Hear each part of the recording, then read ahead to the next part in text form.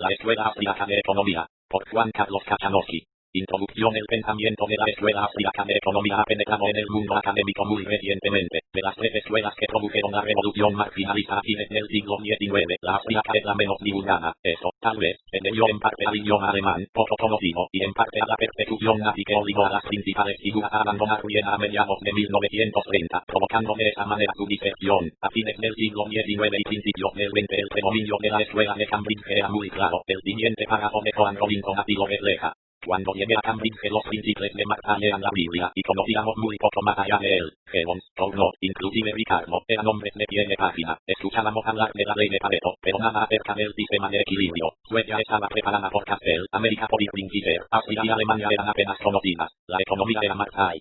Aunque en nuestros días el pensamiento de la escuela austríaca es mucho más conocido, todavía se nota en la bibliografía universitaria un claro predominio del enfoque de Cambridge y Lacan. Los libros de texto de microeconomía y macroeconomía, los manuales de introducción a la economía y los libros de teoría de los precios así lo demuestran. Tal vez, lo más grave es creer que las diferencias entre el grupo austríaco y el de Cambridge y Lacan consisten en las maneras de exponer la teoría de la utilidad marginal y la formación de los precios, cuando en realidad existen diferencias sustanciales. Este trabajo no pretende ser novedoso, y menos aún para los que fueron educados en la tradición austríaca, pero intenta llamar la atención de aquellos que no lo fueron sobre esas diferencias sustanciales. Los economistas austríacos, sobre todo los de las últimas generaciones, cuentan con una gran ventaja sobre el resto de sus colegas. Al pasar por la universidad debieron realizar el esfuerzo de estudiar la teoría económica desde el punto de vista de las escuelas de Cambridge y Lacan. Tuvieron que leer libros, artículos y escuchar a profesores de esas escuelas durante 5 o más años. Este ejercicio ayuda mucho a abrir la mente al análisis de los distintos argumentos y a cumplir en gran medida con lo que Ludwig von Mises recomendaba a sus alumnos.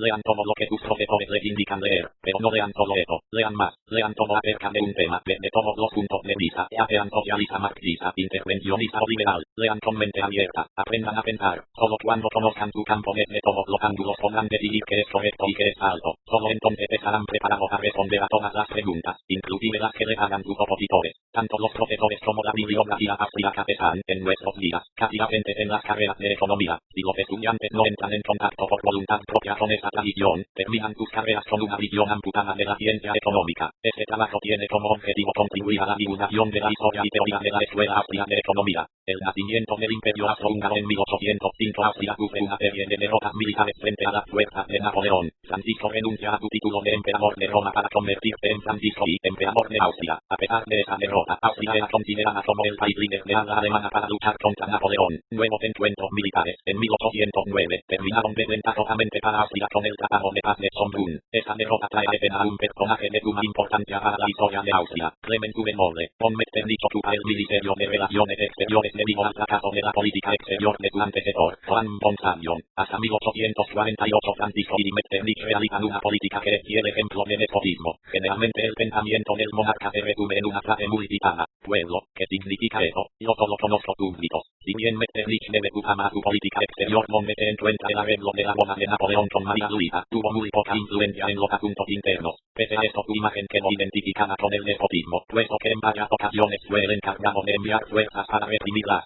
Rebeliones liberales. La restricción de la libertad había llegado a tal extremo que se había declarado ilegal imprimir la palabra Constitución en los periódicos. A la muerte de Francisco I, en 1835, lo sucede su hijo Fernando I, quien, debido a una enfermedad, no estaba en condiciones de gobernar. Por lo tanto, el gobierno fue puesto en manos de una regencia de la cual Metternich formaba parte. Los reclamos de libertades eran cada vez mayores. A comienzos de 1848 se produce una revolución en París reclamando libertades civiles, que repercute inmediatamente en Viena, Bohemia y Hungría. En marzo, la revolución liberal llega a Austria. Se reclaman constituciones escritas, asambleas representativas, sufragio más universal, límites a la acción de la policía, libertad de prensa y abolición de la esclavitud, que aún existía. Metternich escapó a Inglaterra y una asamblea representativa preparó una constitución y abolió la censura y la esclavitud. Los revolucionarios, sin embargo, no eran muy fuertes y en el mes de junio se produce una contrarrevolución que se prolonga hasta diciembre. El día 2 de ese mes el emperador Fernando es obligado a abdicar y lo reemplaza su sobrino Francisco José I. Hungría ejerció la mayor resistencia a la contrarrevolución. Francisco José Ipeño obligado a pedir ayuda al zar Nicolás de Rusia para vencer la resistencia húngara. El nuevo régimen contaba con un jefe de ministros de fuerte personalidad, el príncipe Schwarzenberg, quien tenía gran influencia y se oponía a cualquier forma de expresión popular que no fuese la del gobierno. Los nuevos gobernantes realizaron una política exterior devastadora que condujo a Austria a una serie de guerras que serían la causa de su propia caída. Rusia, que la había ayudado en la lucha contra la resistencia húngara, se sintió traicionada cuando Austria se mantuvo neutral durante la guerra de Crimea 1854-1856 y hasta estuvo a punto de convertirse en su enemiga. En 1859 se vio envuelta en una guerra contra Cerdeña y Francia, en la que fue derrotada. En 1874 se unió a Prusia para pelear contra Dinamarca, pero luego entró en disputa con Guyana acerca de la repartición de los territorios dinamarqueses conquistados, lo cual condujo a un enfrentamiento armado que terminó con la victoria prusiana en la batalla de Tamaulipas, 3 de junio de 1876. Estas guerras produjeron gran deterioro en la economía austríaca y dejaron al gobierno muy desprestigiado. El emperador se vio obligado nuevamente a otorgar reformas constitucionales. Las provincias pudieron elegir diputados para el Parlamento Imperial, con la victoria del movimiento liberal. En 1877 se produjo un hecho de gran importancia. Austria y Hungría firmaron un tratado conocido como Utrecht Compromiso, creando una monarquía dual sin precedentes en Europa, el Imperio Austrohúngaro. Al oeste del río Leite estaba el Imperio Austríaco, y al este, el Reino de Hungría. Cada uno tenía su propia constitución y su propio parlamento. Ninguno podía intervenir en los asuntos internos del otro. Los factores de unión eran los siguientes. El emperador de los Habsburgo era común. Los delegados de los dos parlamentos se reunían alternativamente una vez en Viena y otra en Budapest. Y por último, había un ministro común para las finanzas, política exterior y guerra. El Imperio Austrohúngaro se desintegró a fines de 1918 al culminar la Primera Guerra Mundial. Su último emperador fue Carlos I, 1916-1918.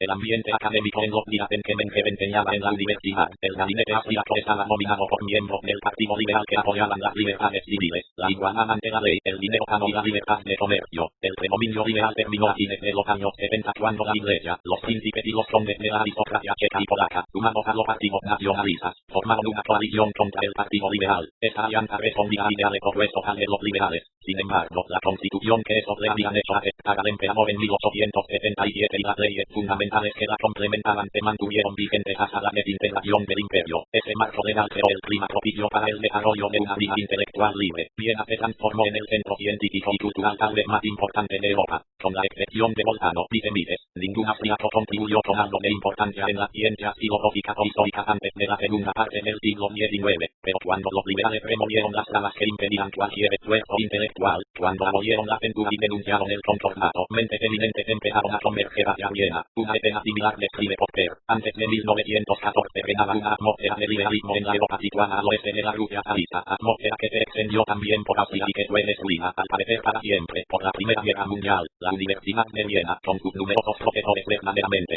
eminentes, gozó de un alto grado de libertad y autonomía, así como también los teatros, que fueron tan importantes en la vida de Viena casi tanto como la música. El emperador se mantenía distanciado de todos los partidos políticos y no se identificó con ninguno de sus gobiernos. Entre los nombres más famosos de aquella época se encuentran los de Franz Brentano, quien inauguró una línea de pensamiento que terminó en la fenomenología de Husserl, Ernst Mach, Moritz Schlick y Rudolf Carnap, inauguramos del positivismo lógico. En psicología Sigmund Freud y Alfred Adler abrieron una nueva corriente. El gobierno estaba limitado por 3 factores para intervenir en los programas de las universidades. En primer lugar, no podía entrometerse en el contenido de las doctrinas que se enseñaban. Los profesores gozaban de amplia libertad académica para organizar sus cátedras, programas y bibliografía. En segundo lugar, el ministro estaba obligado a nombrar únicamente a los profesores que postulaban las autoridades de la facultad. Y, por último, existía una institución llamada Privatdozent, que permitía a cualquier persona con el grado académico de doctor y que hubiera publicado un libro científico, solicitar a las autoridades de la facultad su admisión como profesor a honor y privado en su disciplina. En el terreno de la ciencia económica la escuela clásica había alcanzado su pleno apogeo en Inglaterra con John Stuart Mill. La defectuosa teoría de los precios de esa escuela generaba algunos problemas, pero su autoridad era casi indiscutida. En los países de habla alemana, por el contrario, el historicismo era la corriente de pensamiento predominante y había de desempeñar un papel muy importante en la vida de la escuela austríaca. Los precursores de la escuela histórica fueron Adam Muller, 1779-1829 y Friedrich List, 1789-1804, pero los principales representantes de la llamada escuela escuela histórica antigua fueron Wilhelm G. F.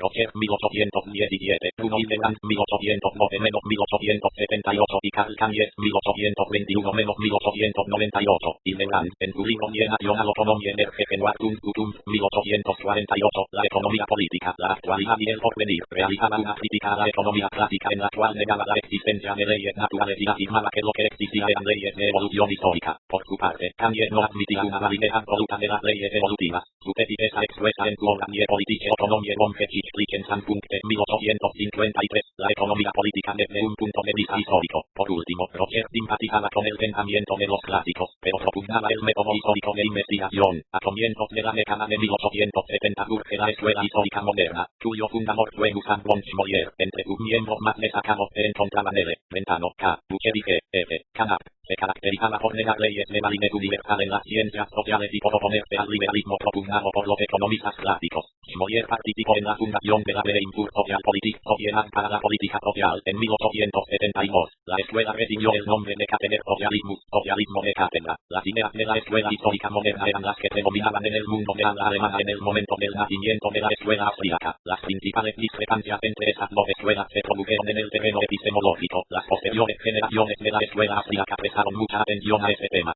Karl Menger 1840-1921. Karl Menger es el fundador de la escuela austríaca de economía y antes de él no había economistas famosos en Austria. Ganó el prestigio de la escuela clásica en Inglaterra y el de la escuela histórica moderna en Alemania y Austria. Menger fue en sus comienzos un luchador solitario. Hasta fines de la década de 1870 no existía una escuela austríaca. Solo estaba Karl Menger. El primer libro de Menger, Grundsätze der Volkswirtschaftslehre 1871, Principios de economía política, significaba un ataque tanto a la escuela histórica moderna como a los economistas clásicos. A la primera porque el libro implicaba la existencia de leyes económicas universales y atemporales que eran negadas por los historicistas, y a los segundos, porque daba un giro copernicano con respecto a la teoría de los precios. Para Menger no eran los costos de producción los que determinaban el precio de los bienes, valor en cambio, como sostenían los clásicos, sino justamente a la inversa. Como era de prever, ganó el predominio del pensamiento historicista. Los Grundsätze se cayeron en un vacío casi total y no tuvieron ninguna repercusión de importancia. El libro tuvo solo unos pocos lectores, entre los que se encontraban Eugen von Bauer, Friedrich von Wieser y Alfred Markay. Como veremos luego, solo von Bauer continuó y dio renovado impulso a las ideas de los Grundsätze. En la década de 1870 en Alemania había solamente 4 revistas profesionales dedicadas a la economía. Los Grundsätze aparecieron comentados en 3 de ellas. El comentario del Techit pierde la idea central del libro. El del Wieser es un poco mejor. En cambio, el Karl-Bucher, fundado por el historicista Bruno Hildebrand, deplora que el libro sea breve y esté escrito por una persona joven. El Schmoyer Karl-Buch no hizo ningún comentario. Menger captó inmediatamente que la causa del fracaso de su primer libro era el predominio del método historicista y decidió entonces interrumpir sus actividades docentes para dedicar su tiempo a escribir su segundo libro, Untersuchungen über die Methoden der Sozialwissenschaften und der politischen Ökonomie in 1883, investigación sobre el método de las ciencias sociales y de la economía política en especial. Este tratado critica en especial la posición metodológica de la escuela histórica moderna y defiende la posibilidad de una teoría económica universal y atemporal. Obviamente, las Untersuchungen recibieron una acogida desfavorable. Schmoyer, que en el caso del primer libro de Menger permaneció en silencio, reaccionó ahora con una fuerte crítica en su Karl-Buch, en un tono muy ofensivo. Menger respondió en una serie de 16 cartas, que posteriormente fueron publicadas bajo el título de Die Irrtümer des Historismus in der Deutschen Nationalökonomie en 1884. Los errores del historicismo en la economía política alemana eran muy polémicas y algunas de ellas resultaban incuriosas para Schmoyer. Menger justificaba el bajo nivel académico de sus comentarios y los ataques a Nominen contra Schmoyer argumentando que cuando los académicos se ven atacados por un ignorante deben aprovechar la oportunidad para dirigirse al público en general en un nivel que les sea accesible. Schmoyer cerró el debate negándose a comentar los Irrtümer y devolviendo a Menger la copia que se le había enviado con una carta no muy amistosa. En esta disputa, conocida con el nombre de Methodenstreit, no solo participaron Schmoyer y Menger, sino que se plegaron también a ellos discípulos de ambas partes. El nombre de escuela austríaca surgió en torno del Methodenstreit, después de la victoria prusiana sobre los austríacos en la batalla de Königsberg. Llamar a alguien austríaco tenía en Alemania una connotación peyorativa. Así, Schmoyer y sus discípulos comenzaron a llamar austríacos a los que sustentaban la posición del grupo de Viena. De aquí surgió el nombre Nieoserechiche Schule, la escuela austríaca, para identificar a Menger y sus discípulos. La mayor parte de los comentarios sobre ese debate coinciden en que la disputa no produjo ningún avance científico, según von Mises. El Methodenstreit contribuyó muy poco a la clarificación del problema en discusión. Menger estaba muy influido por el empirismo de von Schwarzschild para sacar todas las consecuencias lógicas de su propio punto de vista. Schmoyer y sus discípulos, que se limitaron a defender una posición indefendible, ni siquiera comprendieron de qué trataba la controversia. El último aporte de importancia de Menger fue un trabajo sobre moneda en el cual expone tanto la evolución histórica del dinero como una teoría del valor de ese. Este trabajo serviría posteriormente como base de la teoría monetaria de Wieser, von Mises y Weiss. Menger era un hombre de elevada estatura y personalidad imponente. Uno de sus principales hobbies era coleccionar libros. Llegó a formar una biblioteca personal de más de 20.000 volúmenes. En lo que respecta a su actuación como docente, es interesante citar el siguiente relato de Seager, economista norteamericano, que asistió a sus cursos. El profesor Menger lleva bien sus 53 años. Cuando expone en sus clases rara vez utiliza sus notas, excepto para verificar una cita o una fecha. Las ideas parecen surgirle mientras habla, las expresa con un lenguaje tan claro y simple y las enfatiza con gestos tan apropiados, que es un placer escucharlo. El estudiante siente que lo transportan en vez de dirigirlo, y cuando se llega a una conclusión, esa viene a su mente no como algo inconexo, sino como la consecuencia obvia de su propio proceso mental. Se dice que aquellos que asisten a las clases del profesor Menger con regularidad no necesitan otra preparación para su examen final en economía política, y estoy dispuesto a creerlo. Muy pocas veces he escuchado a un conferenciante que posea el mismo talento para combinar claridad y simplicidad de exposición, junto con una amplia visión filosófica. Sus clases rara vez se hallan por encima de la capacidad de sus estudiantes menos capaces y, sin embargo, influyen a los más brillantes. Por último, debe señalar la posición de Menger acerca de la libertad de cátedra, mientras Schmoyer declaró públicamente que los miembros de la escuela abstracta no debían enseñar en las universidades alemanas y su influencia hizo posible llevar a la práctica su pensamiento. Menger pensaba que no hay mejor manera de poner en evidencia el contrasentido de un modo de razonar que permitirle seguir todo su curso hasta el final. Eugen von Böhm-Bawerk, 1851-1914, como vimos, las ideas centrales de los Grundsatz habían pasado a un segundo plano debido al método Fried. Sin embargo, el libro había sido leído por algunos economistas que se encargaron de rescatar esas ideas. Entre 1884 y 1889 aparecieron una serie de publicaciones que las pusieron en primer plano. Los alumnos directos de Menger publicaron sendos libros acerca de las ganancias empresariales. Víctor Macaca publicó de Unternehmergewinn 1884, la ganancia empresarial y G. Rosler de Unternehmergewinn 1884, principios de la ganancia empresarial. Otro alumno directo de Menger, Emil Sachs, publicó en 1884 un libro sobre el método de la economía, la Referencia National Economy, esencia y objeto de la economía política, y 3 años más tarde otro que lleva el nombre de Grunde Theoretischen Wirtschaft, fundamentos de la economía teórica. Otros nombres destacados en estos primeros años de la escuela austríaca fueron los de Franz von Komorzinski, Hans Mayer, Robert Meyer y Eugen Philipp Politsch von Philipp Werth. Sin embargo, las figuras que más fama alcanzaron fueron las de Friedrich von Wieser y Eugen von Böhm-Bawerk. A pesar de que ninguno de los dos fue alumno directo de Menger, recibieron su influencia a través de la lectura de los Grundsatz. En 1884 aparecen casi simultáneamente la primera parte del libro de Böhm-Bawerk, Geschichte und Kritik der Kapitaldienste, historia y crítica de las teorías del interés, y un trabajo de Wieser sobre la teoría del valor titulado Ursprung und Gesetze des wirtschaftlichen Wertes, origen y principios del valor. La más influyente de esas obras fue la de Wieser, pero 2 años después Böhm-Bawerk publicó una serie de artículos con el nombre de Grundzüge der Theorie des wirtschaftlichen Wertes, fundamentos de la teoría del valor económico. Según Hayek, aunque ese artículo agrega poco a lo dicho por Menger y Wieser, su gran claridad y fuerza de argumentación han hecho que sea, probablemente, el que más ayudó a difundir la teoría de la utilidad marginal. De esos dos grandes economistas, solo Böhm-Bawerk continuó en la línea de pensamiento mengeriana, ya que Wieser siguió posteriormente caminos propios y terminó acercándose más al enfoque de la escuela de la Grande. Su libro Grundrisse Social Economics 1914, Fundamentos de la Economía Social, es el único tratado sistemático de teoría económica que produjo aquel primer grupo, pero contiene ideas que hacen dudoso que Wieser pueda ser considerado como un miembro de la escuela austríaca. Es Böhm-Bawerk, entonces, quien mantiene la teoría del valor de acuerdo con el enfoque mengeriano. En 1889 publica el segundo volumen de su libro con el título de Positive Theorie des Capitales, Teoría Positiva del Capital, en el cual realiza una nueva exposición de la teoría del valor y de los precios. Vuelve sobre el tema en 1898, con la publicación de su famoso trabajo Du Marktschluss der Marktsystems, el cierre del sistema marxista. En su primer volumen de Das Kapital 1867, Marx había incluido en ciertas contradicciones en la teoría de la explotación que él mismo se vio obligado a admitir. Esa ley que la plusvalía se origina a partir del capital en sí opera, manifiestamente, en contradicción con toda la experiencia basada en la observación vulgar. Sin embargo, promete una solución en los siguientes volúmenes, pero muere en 1883 sin haber dado la respuesta prometida. El segundo volumen de Das Kapital aparece publicado en 1885 por su amigo Friedrich Engels, provocando desilusión entre sus seguidores. Hubo que esperar hasta 1894 para que Engels publicara el tercer volumen que debería haber contenido, y no lo hizo. La solución esperada. En su trabajo von Mawer realiza un análisis detallado de las falacias y contradicciones del sistema marxista en su versión final. Von Mawer ha sido más conocido por su teoría del interés. Eso es un poco desafortunado, ya que incluyó en ciertas contradicciones que fueron señaladas por Menger. Llegará el día en que la gente se dé cuenta de que la teoría de von Mawer es uno de los errores más grandes que jamás se hayan cometido. Von Mawer comienza su libro realizando una excelente crítica a las teorías del interés existentes, y llega a demostrar que toda la disparidad de valoraciones entre bienes presentes y futuros es la determinante de la tasa de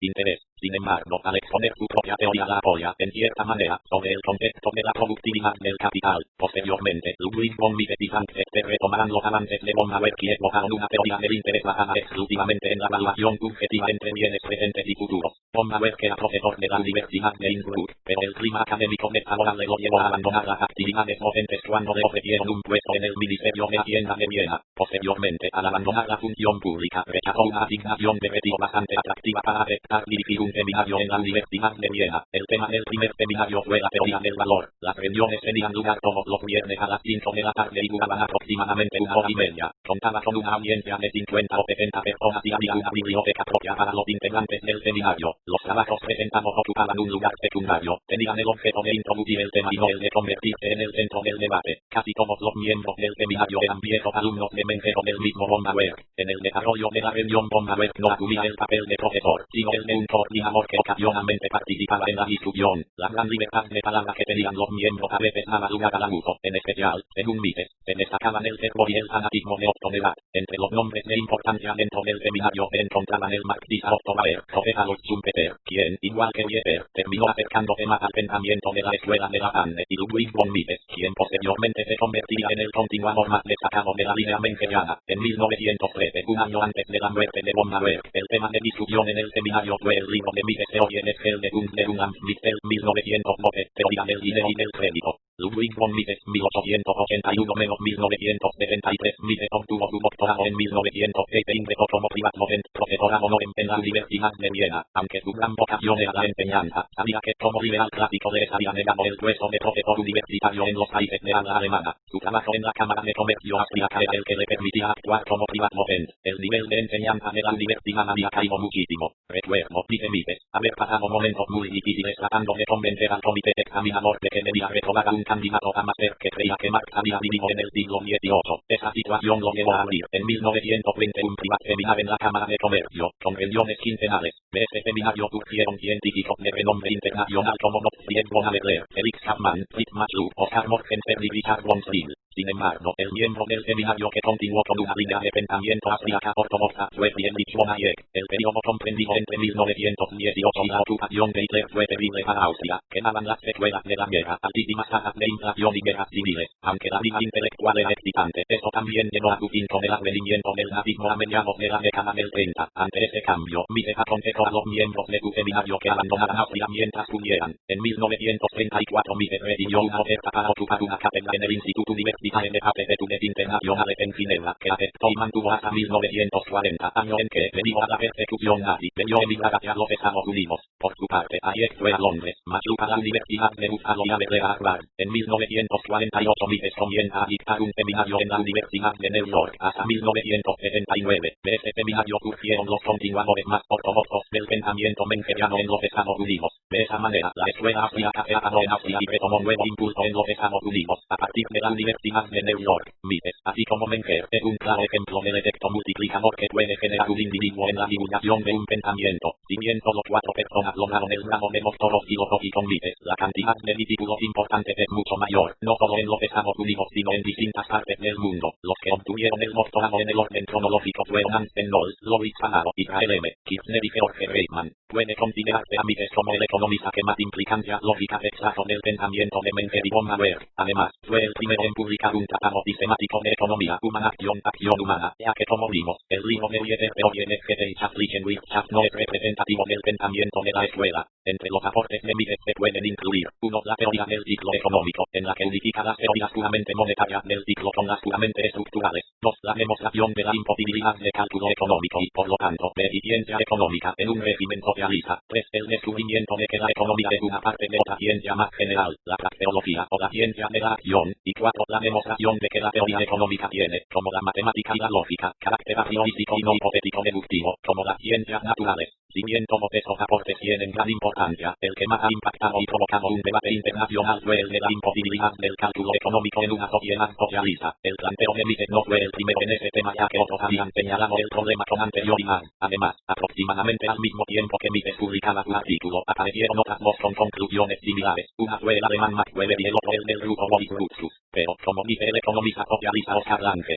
aunque el profesor Mises no fue el primero en suscitar tal cuestión, y a pesar de que no todos los socialistas tenían un desconocimiento tan total del problema como se sostiene a menudo, es cierto, sin embargo, que, especialmente en el continente europeo fuera de Italia, el mérito de haber obligado a los socialistas a considerar de manera sistemática este problema pertenece por entero al profesor Mises. El artículo de Mises, junto con su libro Gemeinwirtschaft Socialismo, aparecido 2 años después, fueron el punto de partida del debate acerca del cálculo económico. Mises respondió en forma inmediata, en 2 oportunidades, a las críticas de los socialistas y sus últimos comentarios sobre el tema aparecieron en Human Action. Quien en realidad respondió con mayor paciencia fue Hayek. Los capítulos 2 a 9 de su libro Individualismo and Economic Order constituyen una respuesta detallada a las soluciones ofrecidas por los economistas socialistas. Una de las principales características de la personalidad de Mises era su intransigencia. Cuando por medio del rigor de la lógica llegaba a alguna conclusión, la defendía inquebrantablemente a una cosa de la impopularidad y la soledad. Al respecto dice Hayek, Mises tenía el coraje de defender sus convicciones como pocas personas he conocido, un coraje que llegaba al extremo de preferir volverse impopular con sus amigos y colegas.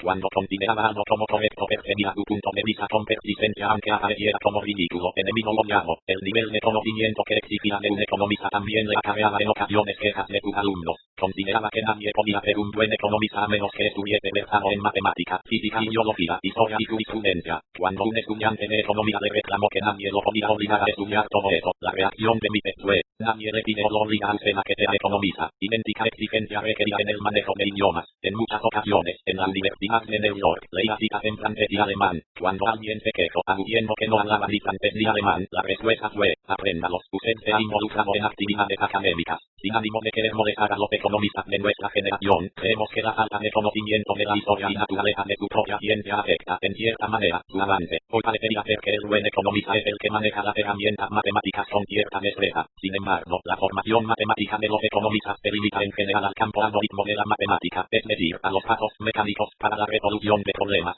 cómo se deriva o se resuelve un sistema de ecuaciones simultáneas. Pero la matemática es mucha más que eso y Mises lo sabía, por eso no cayó en los errores de los economistas matemáticos. El enclaustramiento en la construcción de modelos, por creer que es la manera científica de proceder, haciendo caso omiso de los problemas epistemológicos que implican, ha llevado a serios errores de teoría económica. Friedrich von Hayek, 1899-1992. El profesor Hayek es uno de los discípulos más destacados de Mises. Su formación inicial, sin embargo, no proviene de la rama ortodoxa de la escuela. Hayek estudió con Ulieferis, como él mismo dice, nunca pudo abandonar totalmente las influencias de este economista. Igual que Uliefer, o tal vez debido a su influencia, Hayek simpatizaba con los ideales del socialismo italiano. Algunos años después de graduado, Mises necesitaba contratar un abogado con conocimientos de economía. Es así como, con una carta de presentación de Uliefer, Hayek entró en contacto con Mises, lo que implicaba enfrentar a un socialista italiano con un liberal intransigente. Si bien Uliefer presentó a Hayek como un abogado con buenos conocimientos de economía, Mises no vaciló en enseñarle a Hayek en la entrevista que no lo había visto en su seminario. A pesar de todo, Hayek logró ser aceptado por Mises. Esos 10 años, decía Hayek, Mises tuvo ciertamente más influencia en mi visión de la economía que ninguna otra persona. Fue su segunda gran obra, El socialismo 1922, la que me convenció de su punto de vista. Hayek fue miembro del privado seminar que Mises realizaba en la Cámara de Comercio Austríaca hasta 1931, cuando fue contratado por la London School of Economics, donde permaneció hasta 1970. De aquí pasó a la Universidad de Chicago hasta 1972. Entre 1972 y 1979 enseñó en la Universidad de Friedburg, para finalmente regresar a Austria, donde enseñó como profesor visitante en la Universidad de Salzburgo. Las contribuciones de Hayek a las ciencias sociales pueden dividirse en varias etapas. En un primer momento su atención se concentraba en temas económicos, y dentro de esos, en 2 puntos en especial. 1 es la explicación del proceso de coordinación del mercado basada en el reconocimiento del conocimiento imperfecto de la información relevante por parte de los individuos, y por lo tanto, de errores en las predicciones. Es interesante este punto porque aquí aparecen bien marcadas las diferencias teóricas con las escuelas de Cambridge y Lacan. Estas ideas están brillantemente expuestas en su libro Individualism Economic Order, en el cual, además de quedar claras las diferencias con las escuelas antes mencionadas, Hayek logra también un importante avance para consolidar el pensamiento de Mises acerca de la imposibilidad del cálculo económico en el socialismo, ya que los razonamientos de Mises, dice Hayek, no siempre eran fáciles de seguir. A veces era necesario el contacto personal y la discusión para comprenderlos plenamente. Es importante señalar que la teoría austríaca del mercado incorporó la incertidumbre en forma sistemática y coherente en el análisis antes que ninguna otra escuela. Recientemente los economistas matemáticos creen haber realizado una revolución al incorporar en sus modelos un factor estocástico. En este sentido podemos decir que la economía matemática ha progresado mucho más lentamente que la tradicional deducción lógica sobre la base de prueba. Más adelante veremos por qué. El segundo tema económico, por el que Hayek es más conocido, es el monetario y su relación con los ciclos económicos. Sus aportes se encuentran principalmente en tres libros: Price and Production, 1931, Monetary Theory and the Trade Cycle, 1933, y Profits, Interest and Investment, 1939. Estos libros de Hayek, sobre todo por los años en que fueron escritos, significaban una respuesta a la teoría keynesiana, pero sin embargo Keynes terminó prevaleciendo, aunque conviene recordar que no fue a partir de la publicación de The General Theory que el mundo se volvió keynesiano. Lo que Keynes hizo en realidad fue darle apoyo teórico a las políticas que los gobiernos ya venían practicando desde algunos años atrás. La tesis keynesiana sostenía que una expansión de la oferta monetaria cuando hay recursos ociosos pone esos recursos en actividad, con lo cual se logra una disminución de la desocupación y un aumento del ingreso real. Según Keynes, esa expansión monetaria no es inflacionaria, ya que la mayor producción de bienes neutraliza los efectos inflacionarios de la creación de dinero. Por el contrario, la tesis de Hayek es que cuando se expande la cantidad de dinero y crédito se producen distorsiones en los precios relativos, lo que lleva a asignar recursos en forma ineficiente. Hayek demuestra que esa mala asignación de recursos, que responde a señales altas, no puede mantenerse a menos que se continúe con una expansión monetaria creciente, y aún así, lo único que se lograría es postergar el problema, pero no solucionarlo. De esa manera, aun cuando el nivel de precios se mantenga estable o inclusive caiga, la creación de dinero propuesta por Keynes lleva en sí el germen de una recesión futura o la destrucción del sistema monetario en caso de que se persista en mantener artificialmente el auge. Hayek no solo aplica su teoría de la división del conocimiento al ámbito estrictamente económico, sino que también la lleva al terreno de las instituciones sociales. En sus dos obras de Constitution of Liberty, 1970 y Law, Legislation and Liberty, en sus tres volúmenes, 1973, 1976 y 1979, demuestra cómo la sociedad es un fenómeno complejo que ninguna mente individual puede captar en todos sus detalles. Solamente la libertad individual permite lograr un orden social donde los individuos puedan satisfacer la mayor cantidad posible de necesidades particulares. En estos libros Hayek analiza también las instituciones y sistemas legal necesarios para una sociedad libre. Por último, Hayek realizó investigaciones en el terreno de la epistemología y la psicología. En su libro The Counter Revolution of Science, 1962, demuestra histórica y teóricamente cómo el método de las ciencias naturales fue introducido en las ciencias sociales sin tener en cuenta que la naturaleza del problema social es distinta de la del problema de las ciencias naturales. Llegó a la conclusión de que los científicos sociales, al no darse cuenta de esa diferencia, terminaron copiando como monos a los científicos de las ciencias naturales. Las contribuciones en psicología se encuentran en su libro The Century Order, 1972. Como el mismo Hayek dice, el libro hace referencia a los fundamentos teóricos de la psicología, lo que lo hace aparecer más como un libro de filosofía que de psicología. La idea central es que la percepción sensorial es un acto de clasificación, y esa clasificación no es el resultado de haber captado un orden existente en las cosas. Por el contrario, es la mente la que a priori ordena los objetos. Las cualidades que los hombres atribuyen a los objetos no son propiedades de estos, sino el producto de relaciones que realiza el sistema nervioso. Como dice Heinrich Kluwer en la introducción al libro, la teoría de Hayek puede encuadrarse en la famosa máxima de Goethe. Todo lo concerniente a eso ya es teoría. Lo único que la experiencia puede hacer es inducirnos a cambiar una teoría que es aceptada hasta el momento. Si Mises se caracterizaba por su intransigencia hasta llegar muchas veces al punto de la soledad, Hayek se caracteriza por su impecable trato hacia sus oponentes académicos. Debido a eso, Schumpeter lo acusamos de exceso de cortesía, politenex o fault, pero tal vez fue ese comportamiento el que le permitió alcanzar mayor popularidad. Esa popularidad creció mucho cuando compartió el premio Nobel de Economía con Gunnar Myrdal en 1974, menos de un año después de la muerte de Mises. Igual que Menger, Baumeister y Mises, Hayek creía que son las ideas y no la fuerza las que deben triunfar para establecer una sociedad libre, y además pensaba que el ámbito más adecuado para lograr el cambio de esas ideas es el académico y no el político. Luego de leer Pedro Anto Topper von 1944. Anthony Giuseppe aceptó a Hayek para preguntarle si debía entrar en la política para resistir los avances del socialismo, pero ese le aconsejó evitar la política y concentrarse en el terreno de las ideas. El éxito de Hayek para el avance de las ideas liberales ha sido notorio. Su maestro y amigo Ludwig von Mises señaló ese éxito. Muchas personas tuvieron la amabilidad de llamarme uno de los padres del renacimiento de las ideas de la libertad clásicas del siglo XIX. Dudo de que tengan razón, pero no hay duda que el profesor Hayek, con su Roland Topperson, preparó el camino para una organización internacional de los amigos de la libertad. Fue su iniciativa la que llevó en 1947 al establecimiento de la Mont Pelerin Society, en la que cooperan eminentes liberales de todos los países de ese lado de la cortina de hierro. El pensamiento económico de los austriacos en realidad es una violación al individualismo metodológico defendido por los miembros de la escuela austríaca. Hablar del pensamiento de los austríacos, ya que la forma de argumentar de cada uno de ellos no es homogénea. Sin embargo, las conclusiones a que llegan individualmente son muy semejantes. La siguiente reflexión de Hayek nos da un ejemplo. Debo admitir, como muchos de los argumentos de la obra de Mises, que inicialmente yo había aceptado a medias o considerado como exagerados y prejuiciosos, demostraron posteriormente ser definitivamente verdaderos. Todavía no estoy de acuerdo con todos ellos, ni creo que Mises lo hiciera. Él no esperaba que sus seguidores recibieran sus conclusiones sin críticas y no progresaran más allá de ellas.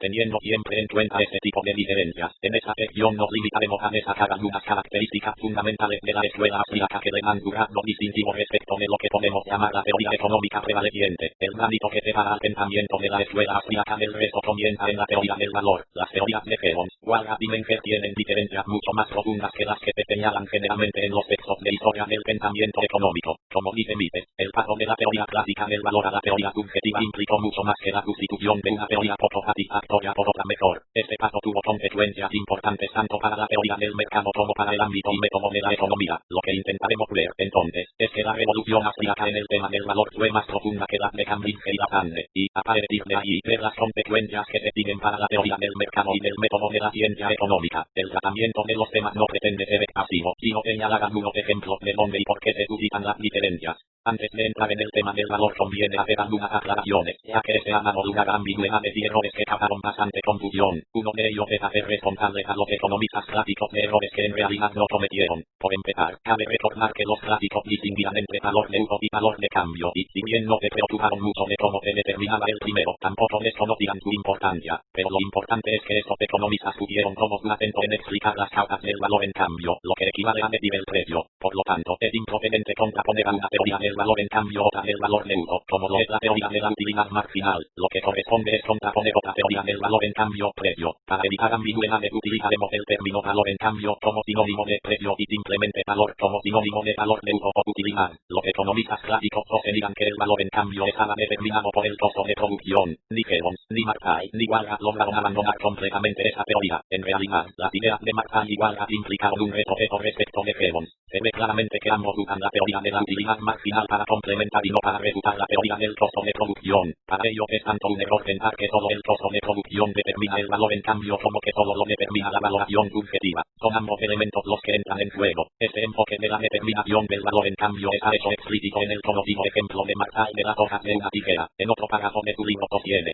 cuanto más corto sea el periodo que estemos considerando, mayor debe ser el grado de atención que debemos dar a la influencia de la demanda sobre el valor en cambio, y cuanto más largo sea el periodo, más importante sea la influencia del costo como determinante del valor en cambio. En el caso de Walras, la idea de que ambos, costo y utilidad, determinan el valor en cambio queda de manifiesto en el planteo de las ecuaciones simultáneas, donde, igual que en Markay, las funciones de demanda incorporan el factor subjetivo, mientras que las funciones de producción conforman el grado objetivo. Dusan Cappell, un importante seguidor de Walras, dice: se ha discutido mucho para saber cuáles son las causas determinantes de los precios. Ahora se puede responder a esta pregunta. Las causas determinantes de los precios son los distintos coeficientes de nuestras ecuaciones. Estos coeficientes pueden dividirse en dos grupos principales, que podemos designar como determinantes objetivas y subjetivas de la formación de los precios. Una teoría del valor objetiva o subjetiva, que se limita a referir los precios a las causas determinantes objetivas o subjetivas carece de sentido.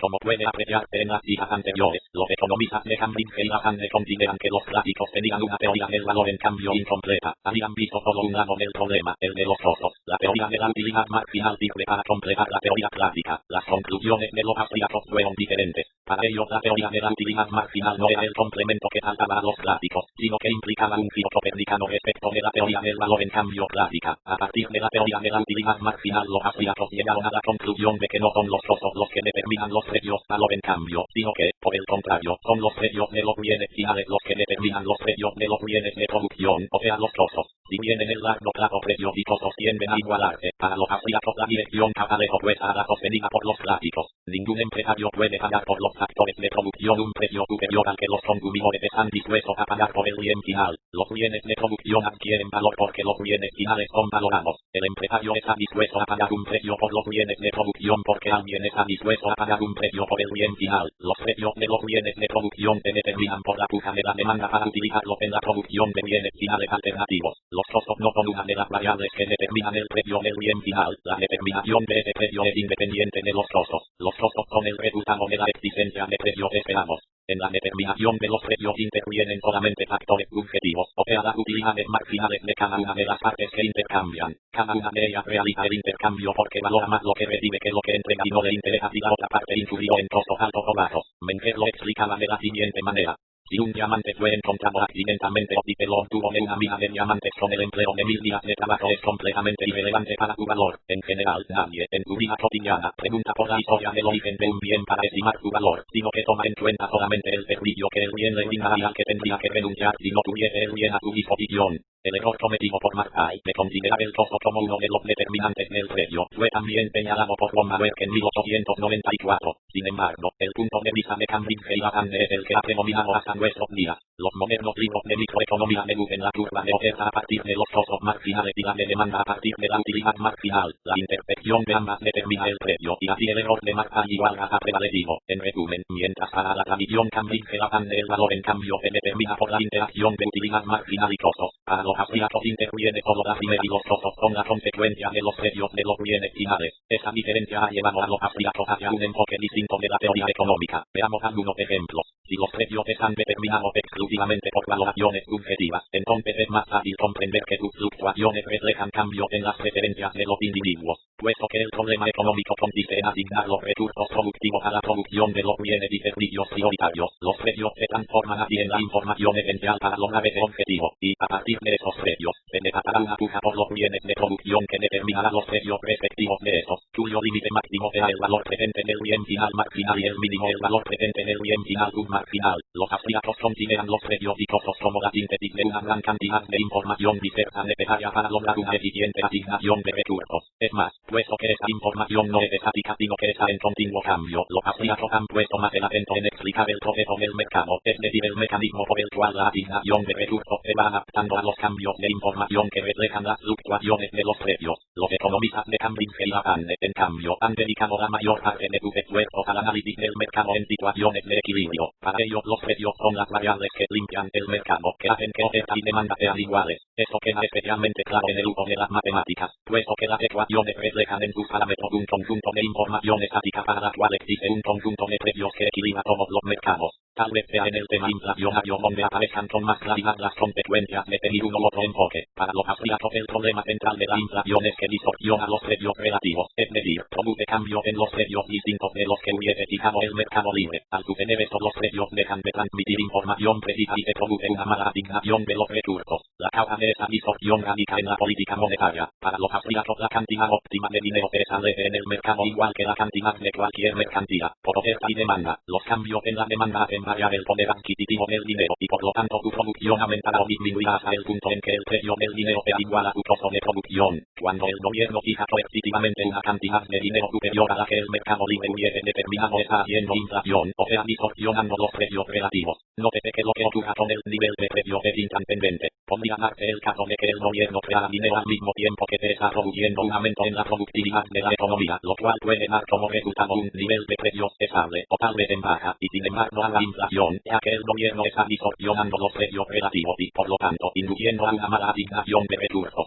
Compárese este enfoque con el seguido por Milton Friedman, quien parece no tener en cuenta para nada los cambios en los precios relativos y concentra su atención en el nivel de precios. Así este economista sostiene que La causa próxima de la inflación es siempre y en todas partes la misma, un incremento demasiado rápido de la cantidad de dinero en circulación con respecto a la producción. Como puede verse, Friedman compara el crecimiento de la cantidad de dinero con el aumento de la producción y no con la cantidad de dinero que se fijaría en un mercado libre de interferencia estatal. Eso se debe a que lo que le preocupa principalmente es el nivel de precios y no la estructura de precios relativos. Pero, como ya vimos, lo relevante para la eficiencia económica son estos últimos y no el primero. Para dar un ejemplo final de cómo los teóricos del equilibrio, Cambridge, Lavande y los del proceso austriacos llegan a conclusiones diferentes, se puede citar el caso de la función empresarial. Schumpeter, un buen representante de los primeros, llegó a la conclusión de que el empresario, al innovar, rompe el equilibrio existente en el mercado y genera un ciclo económico. De esa manera desempeña un papel desequilibrante en la economía. Por el contrario, para los austríacos, puesto que parten de un mundo de incertidumbre, el empresario es el que trata de prever dónde se producirán o dónde se están produciendo desequilibrios en el mercado y dirige la producción hacia esos sectores. Así, trata de anticipar cambios que al producir desequilibrios darán lugar a pérdidas y ganancias, tratando de evitar las primeras y de lograr las segundas. Al proceder de esa manera se transforma en un factor equilibrador, ya que con su acción está haciendo que los precios tiendan a igualarse con los costos, o sea que el mercado tienda al equilibrio. Los teóricos del equilibrio han venido basando sus teoremas en el supuesto de que los operadores en el mercado tienen conocimiento perfecto. Recién en los últimos años han empezado a introducir variables estocásticas. Al no realizar esos supuestos, los austríacos pusieron su atención en el proceso de ajuste y eso, como vimos, llevó a conclusiones teóricas diferentes.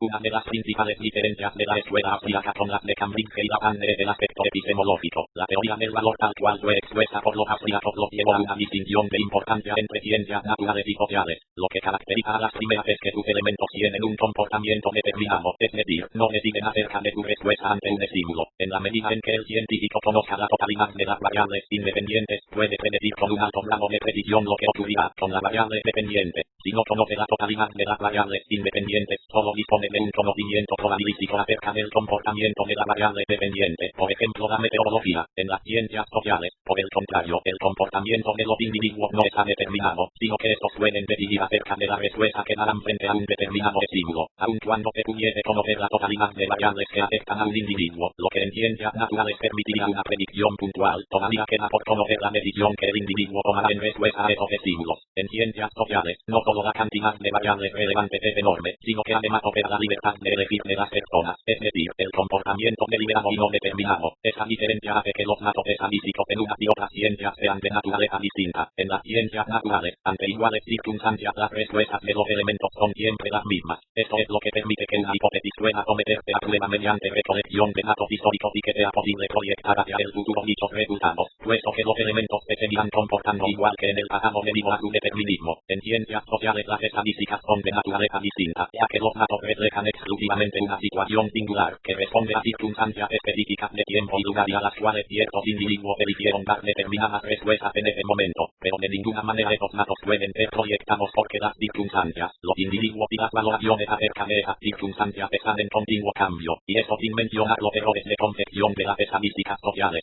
La econometría ha evolucionado sobre la base de ignorar esos problemas. En realidad los econometristas han venido jugando a ver quién obtiene el error más alto, sin darse cuenta de que esa herramienta no es superior a la que usa el ama de casa para saber cuánto aumentó el costo de vida o la manera en que predice un exitoso empresario sin estudios universitarios. En ciencias sociales la predicción consiste en anticipar los cambios futuros, para lo cual los datos del pasado son de importancia secundaria. La naturaleza de las ciencias sociales hace que sea imposible someter a prueba las distintas teorías, ya que las estadísticas solo describen un periodo histórico determinado y no cumplen con el requisito de la temporalidad que se da en el caso de las ciencias naturales. Eso pone en cuestión el carácter científico de los fenómenos sociales. A nuestro juicio, Mises ha resuelto satisfactoriamente ese problema. Según este economista, la economía es, como la lógica y la matemática, una ciencia a priorística, es decir, cuenta con la ventaja de partir en el proceso deductivo de fundamentos últimos cuya verdad es obvia a priori. Por lo tanto, las conclusiones obtenidas sobre la base de deducciones lógicas son necesariamente verdaderas, y las observaciones empíricas no pueden refutarlas ni confirmarlas.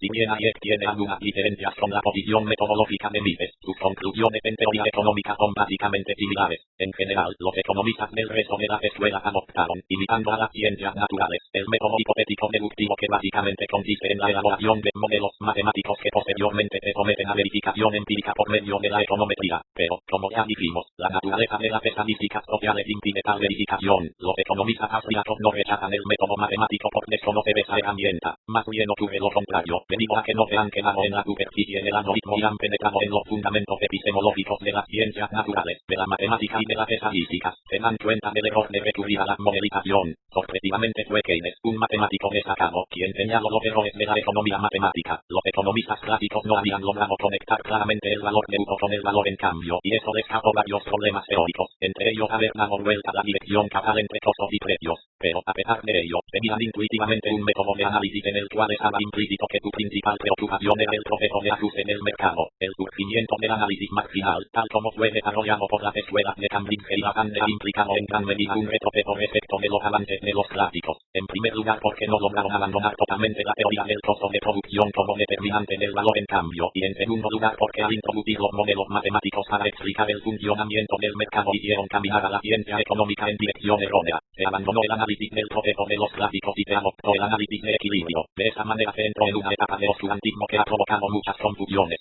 Fue la escuela austríaca la que logró incorporar la nueva teoría del valor a la economía, de manera tal que permitió dar solidez a las conclusiones de los clásicos que se apoyaban en una errónea teoría del valor en cambio. El liberalismo de Smith y Ricardo por la renovada fuerza en la escuela austríaca. Los modelos de competencia perfecta y equilibrio han servido para debilitar los fundamentos del mercado libre. Se han basado en la superstición de la superioridad del método matemático. Tarde o temprano ese error será abandonado, aunque, como dice Mises, las supersticiones tardan en morir. Principales figuras de la escuela austríaca. Primera generación: Karl Menger, Eugen von Bauer, Friedrich von Wieser, Eugen Felipovich von Philipsberg. Segunda generación: Emil Sachs, Robert Bucherkand, Johann von Komorzinski, Robert Meyer. Tercera generación: Ludwig von Mises, Richard von Siegel, Edward Cham, Leo Chomtel, se llamó posteriormente Leo Ii.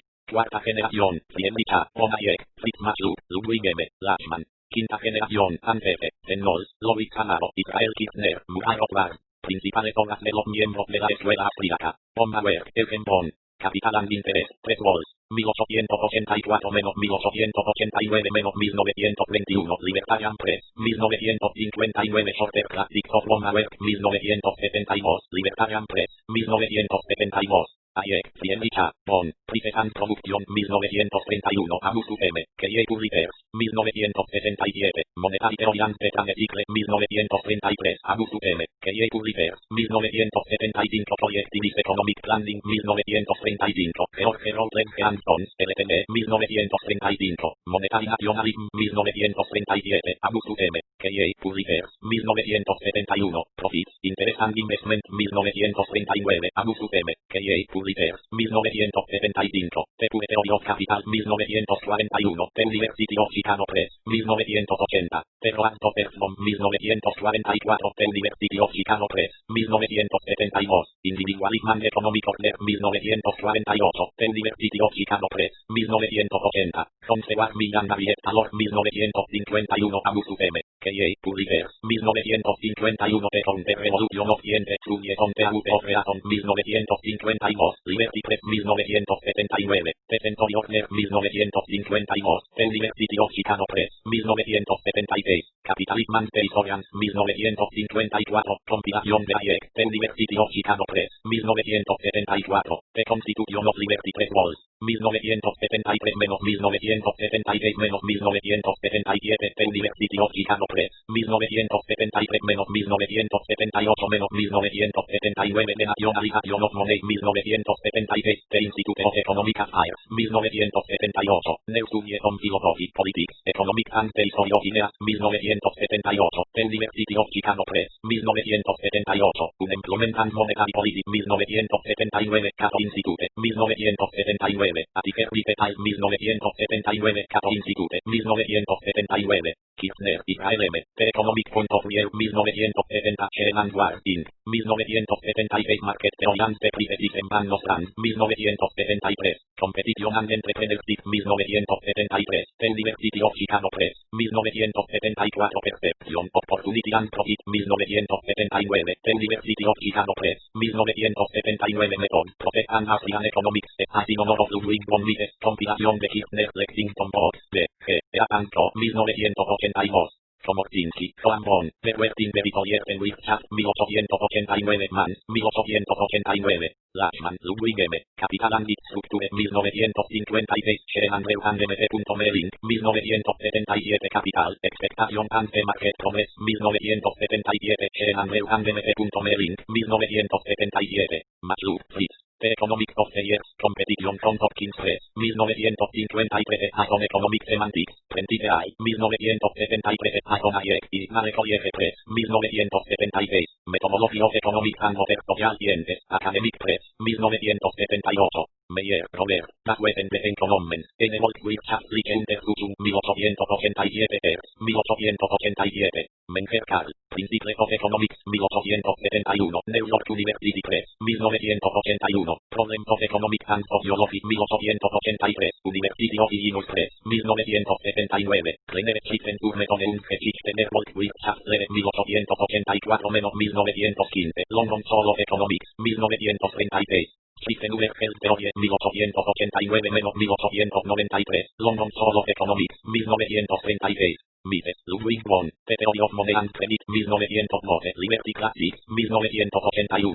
Nation, State and Economy, 1919, New York University Press, 1983, Socialism, 1922, Liberty Classics, 1981, The Free and Prosperous from Montreal, 1927, Annos Land, 1972, A Critique of Interventionism, 1929, Arlington Oak, 1977, Epistemological Problems of Economics, 1933, New York University Press, 1981, Bureaucracy, 1944, Arlington Oak, 1979, Omnipotent Government, 1944, Arlington Oak, 1979, Human Action, A Theory on Economics, 1949, Contemporary Wars, Inc., 1976, Planning for Freedom, 1952, Libertarian Press, 1974, The Anti-Capitalistic Mentality, 1956, Libertarian Press, 1978, Theory and History, 1957, Arlington Oak, 1979, The Ultimate Foundation of Economic Science, 1972, Sheehan Reuhan M. Merlin, 1978, Notes and Recollections, 1978, Libertarian Press, 1978, On the Manipulation of Money and Credit, 1978, Free Market Laws, 1978, Economic Politics Told for Tomorrow and Tomorrow, 1979, Regner Ibarra Inc., 1979, Filippovich von Philip Flair, Eugen, Bundeswehr Politik en Economie, 1893, Moore, 1893, Rothbard, Muhaene, The Panic of 1819, Reaction and Policies, Columbia University Press, 1972, Man, Economy and State, 1972, National Reading, 1970, America's Great Depression, 1973, Sheehan Reuhan Ward, Inc., 1975, What has Government Money or Money, 1974, Liberty Printing, 1979, Power and Market, 1970, Sheehan Reuhan M. Merl, Inc., 1977, Foreigner Liberty, 1973, Collier Work Edition, 1978, The Ethics of Liberty, 1982, Humanity Express, 1982, The Mystery of Banking, 1983, Richardson Ampersand Zimmer, 1983. Sachs, Emil, Grundlegung der Theoretischen Wirtschaft, 1887, Olner, 1887. Somfeld, Leo, Rentnuten und Wirtschaftsrechnung, 1924, Mann, 1924, Desgesetz des Rentnutens, 1948, Springer, 1948, publicado bajo el nombre de Leoigi. Reynolds, Antece, Holcane López Uribe, 1955, Annos Lanco, Goldie Money, 1975, Brentwood Press, 1975, Reynolds Trump, Age of Inflation, 1979, Westerly Lands, 1972. Spring, Richard Won, Die Ökonomischen Kategorien und die Organisation der Wirtschaft, 1923, Fischer, 1923. Uyeter, Friedrich Won, Natural Value, 1889, Amus UTM, Keye Publishers, 1977. Zuckerkand, Robert. Zur Theorie des Rechts mit der Berücksichtigung der geschichtlichen Entwicklung der Lehre, 1889, 10, 1936. Libros de artículos compilados. Nolan, Edwin G., The Foundation of Modern Austrian Economics, Sheehan and Warding, 1976. Moss, Lauren F., The Economics of Ludwig von Mises Toward a Critical Reappraisal, Sheehan and Warding, 1976. Rico, Mario J., Time Uncertainty and Disequilibrium, Mass, Lexington Books, B. C. Eat and Company, 1979. Reynolds, Mary, On Freedom and Free Enterprise, Princeton, B. Annos and Co., 1956. Amaro, Lobby M, New Direction Financial Economics, Canta, Sheehan Reuhan BMT.me Link, 1978.